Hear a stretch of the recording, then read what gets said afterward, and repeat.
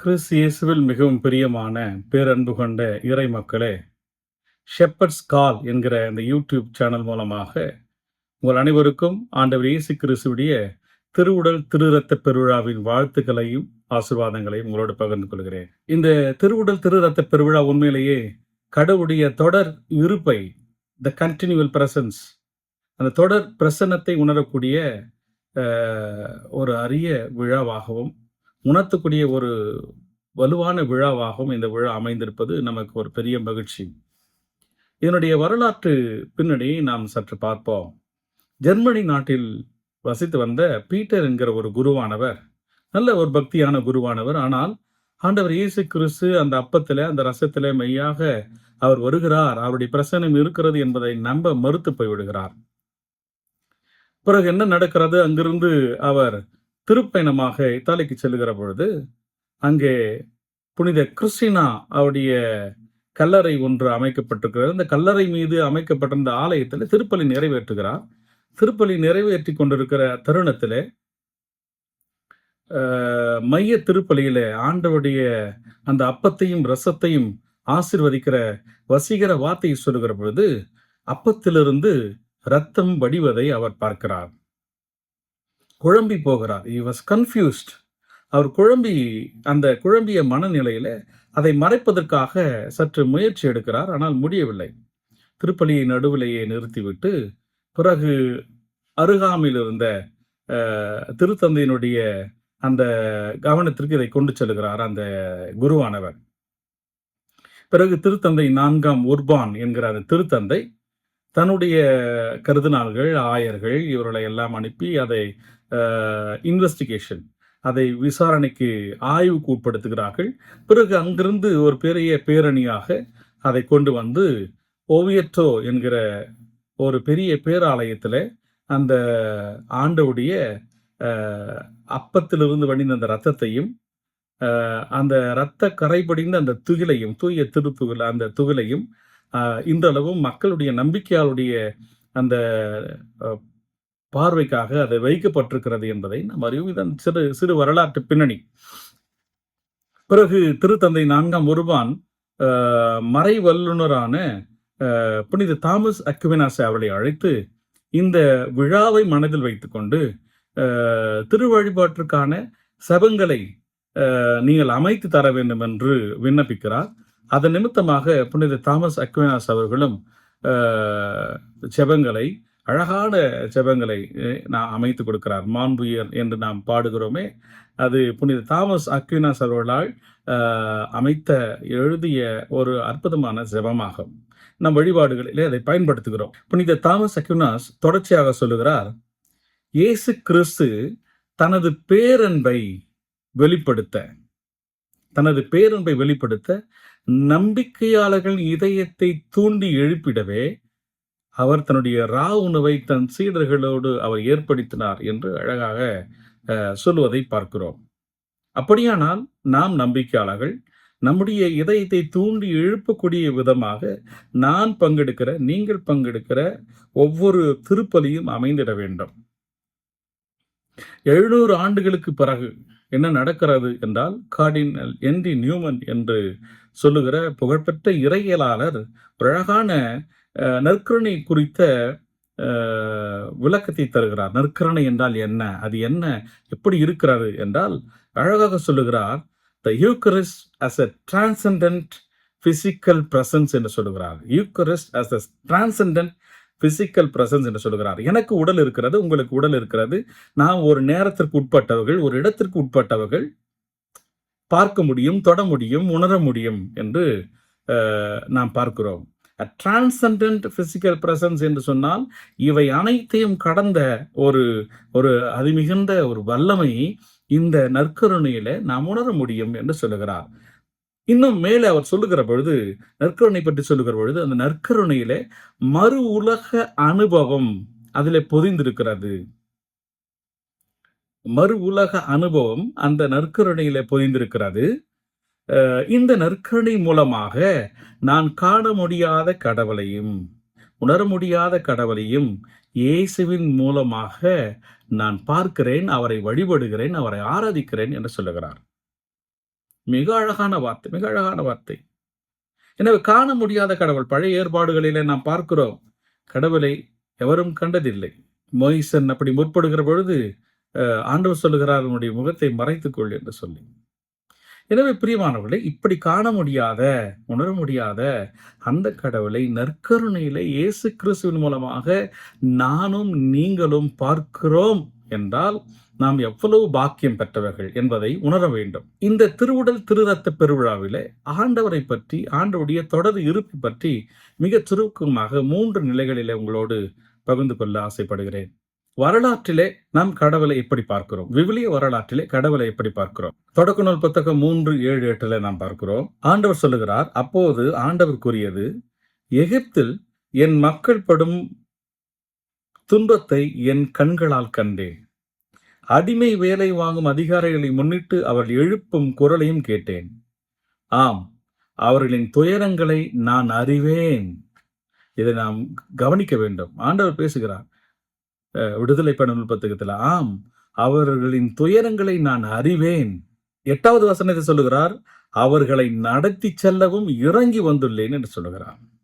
அப்பொழுது நாம் பார்க்கிறோம், பழைய ஏற்பாடுகளிலே கடவுள் தன் மக்களுடைய அந்த துயரங்களை காண்கிறவராகவும், அந்த துயரங்களை அறிந்தவராகவும், துயரங்களில் இருந்து விடுவிக்க இறங்கி அவர்களை வழிநடத்துகிறவராகவும் நாம் பார்க்கிறோம்.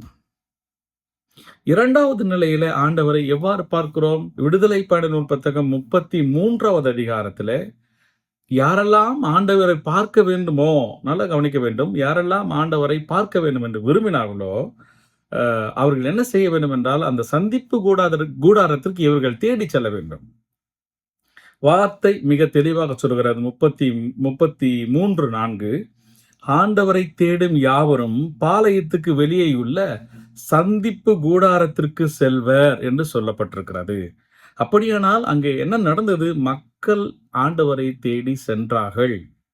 ஆசீர்வாதத்துக்காக, தன் பாவங்களிலிருந்து விடுபெறுவதற்காக என்றெல்லாம் மக்கள் ஒரு இடத்திலிருந்து தாங்கள் வசித்த அந்த இடத்தின் பக்கத்திலேயே, தாங்கள் அமைத்து வைத்திருந்த கூடாரத்திற்கு அருகாமையிலேயே, கடவுளுக்கென்று அமைத்த அந்த கூடாரத்திற்கு, அந்த பாளையத்திற்கு இவர்கள் சென்று அங்கே ஆண்டவரை சந்திக்க வேண்டும் என்பதாக இந்த வாழ்க்கை முறை இருப்பதை பார்க்கிறோம் விவிலியத்தில். ஆண்டவர் மக்களுடைய துன்பங்களை காண்கிறார், அதை அறிந்திருக்கிறார். அவர்களை வழிநடத்தி இறங்கி வந்த கடவுள், அவர்களோடு கூடாரம் அமைத்து தங்கின கடவுள். புதிய ஏற்பாட்டிலே பாருங்கள், அவருடைய நற்கருணை வழியாக இந்த தொடர் பிரசன்னத்தை, நான் உங்களோடு இருக்கிறேன் என்பதை உணர்த்துகிற விதமாக, என்னாலும் உங்களோடு இருக்கிறேன் என்பதை உணர்த்துகிற விதமாக நற்கருணையை ஏற்படுத்துகிறார். நற்கருணையை ஏற்படுத்துகிறார். யோவான் நற்செய்தி 6வது அதிகாரம் 56வது வசனம் சொல்லுகிறது, எனது சதையை உண்டு எனது இரத்தத்தை குடிப்போர் என்னோடு இணைந்திருப்பர், நானும் அவர்களோடு இணைந்திருப்பேன் என்கிறார். நாம் ஆண்டவரோடு இணைந்து கொள்வதற்கு நற்கருணையை தவிர வேறு வழி ஒன்றும் அல்ல. நற்கருணை காட்டிலும் வேறு சிறப்பான வழி ஒன்று கிடையாது. நாம் ஆண்டவரோடு இணைந்திருப்பதற்கு நற்கருணை காட்டிலும் ஒரு சிறப்பான ஒரு சாதனம் ஒன்று கிடையாது. புனித ஜான் மரிய வியானி அழகாக சொல்லுகிறார், I throw myself at the foot of the tabernacle like a dog at the foot of his master என்று சொல்லுகிறார். நான் எப்பொழுதும் ஆண்டவருடைய அந்த பேழைக்கு முன்பாக, நற்கருணை பேழைக்கு முன்பாக நான் முழங்காலிலே நின்று கொண்டிருக்கிறேன். எவ்வாறு என்றால், ஒரு நாய் தன் எஜமானின் பாதங்களில் அமர்ந்திருப்பது போல நான் அந்த நற்கருணை பேழைக்கு முன்பாக எப்பொழுதும் அமர்ந்திருப்பதில் பெருமகிழ்ச்சி கொள்கிறேன் என்று புனித ஜான் மரிய வியானி சொல்லுகிறார். பிரியமானவர்களே, இந்த நற்கருணை பக்தி நமக்கு எந்த அளவுக்கு இருக்கிறது?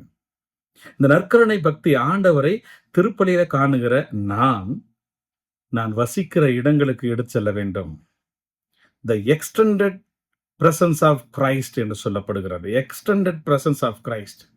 என்னுடைய வலுவான, என்னுடைய ஆறுதல் தரக்கூடிய சொற்கள் வழியாக, என்னுடைய ஆறுதல் தரக்கூடிய சொற்கள் வழியாக, என்னுடைய நற்செயல்கள் வழியாக, நம்பிக்கை ஊட்டக்கூடிய நல்ல ஆலோசனைகள் வழியாக என் உடன்பிறப்புகளுக்கு இயேசு கிறிஸ்துவுடைய தொடர் பிரசன்னத்தை நான் எடுத்துச் செல்ல வேண்டும்.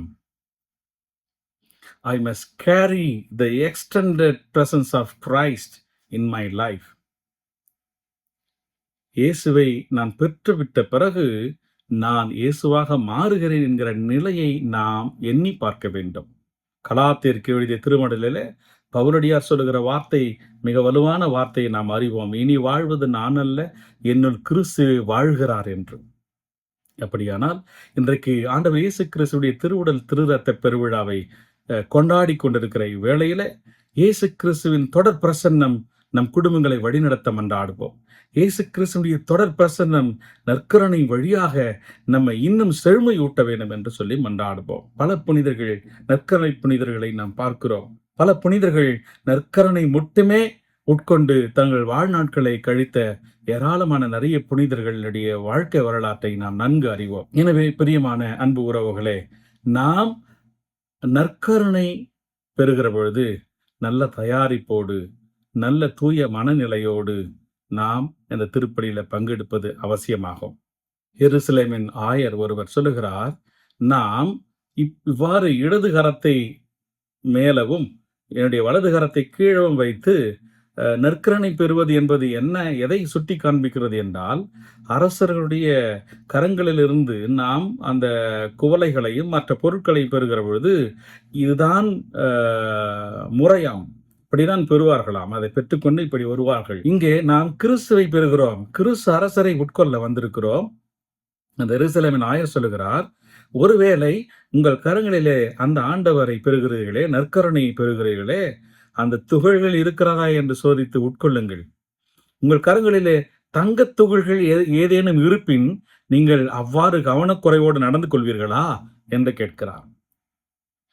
அதை விட மேலான ஒரு பெரிய ஆசீர்வாதம் மிகுந்த நற்கருணையை கரங்களிலே பெறுகிற பொழுது, கிறிஸ்து அரசரை பெறுகிற பொழுது, ஆண்டுடைய தொடர் பிரசன்னத்தை நாம் உட்கொள்கிற பொழுது நாமும் நன்றி மிகுந்தவர்களாகவும், நாமும் இயேசுக்குடைய அந்த பிரசன்னத்தை இந்த உலகிற்கு நம்மோடு வாழ்கிற சகோதர சகோதரிகளுக்கு நம்முடைய ஆறுதல் நிறைந்த சொற்கள் வழியாகவும் நற்செயல்கள் வழியாகவும் நாம் கொடுத்து உதவிட இந்த திருவுடல் திருரத்த பெருவிழா வழிவகை செய்யட்டும்.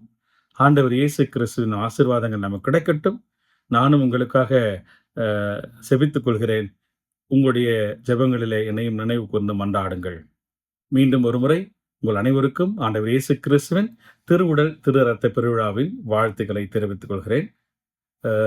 ஷெப்பர்ட்ஸ் கால் என்கிற இந்த யூடியூபை நீங்கள் சப்ஸ்கிரைப் செய்து கொண்டு தொடர்ச்சியாக இந்த செய்திகளிலே பங்கெடுக்க பாசத்தோடு அழைக்கிறேன். இறையாசிர்.